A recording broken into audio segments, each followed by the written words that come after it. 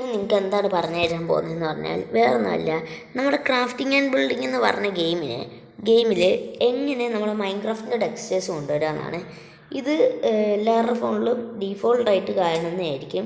അതിന് സെറ്റിങ്സിൽ പോയിട്ട് ടെക്സ്ചർ പാക്സിൽ പോയിട്ട് മൈ പാക്സ് വെക്കുവാണെങ്കിൽ നമുക്ക് കാണാൻ പറ്റും.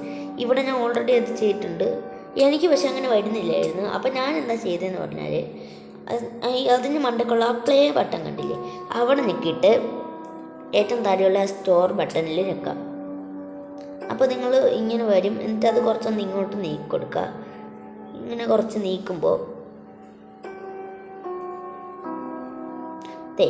നിങ്ങൾക്ക് ഇതേപോലെ ടെക്സ്റ്റേഴ്സ് എന്ന് പറയുന്നത് ഒരു സംഭവം കാണാൻ പറ്റും. അത് നിങ്ങൾ ഡൗൺലോഡ് ചെയ്യുക. ഇത് ഫ്രീ ആയിട്ട് ഉള്ളൊരു ടെക്സ്ചർ പാക്കാണ്.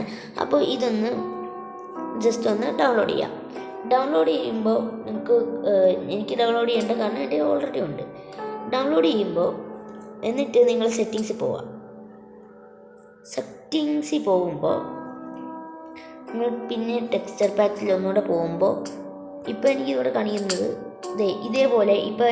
ഇതേപോലെ കാണിക്കും ഒറിജിനൽ ടെക്സ്റ്റേഴ്സ് എന്ന് പറഞ്ഞ്.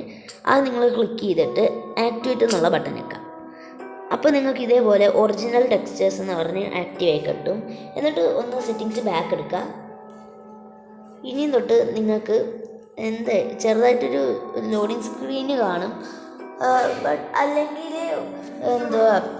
ഇങ്ങനെ കാണിക്കുന്നതായിരിക്കും. അപ്പോൾ ഇത്രയും കാര്യമേ ഉള്ളൂ. അപ്പോൾ നമ്മുടെ ഇന്നത്തെ വീഡിയോ ഇത്രയേ ഉള്ളൂ. അടുത്ത വീഡിയോ കാണുന്നവരെ ബൈ.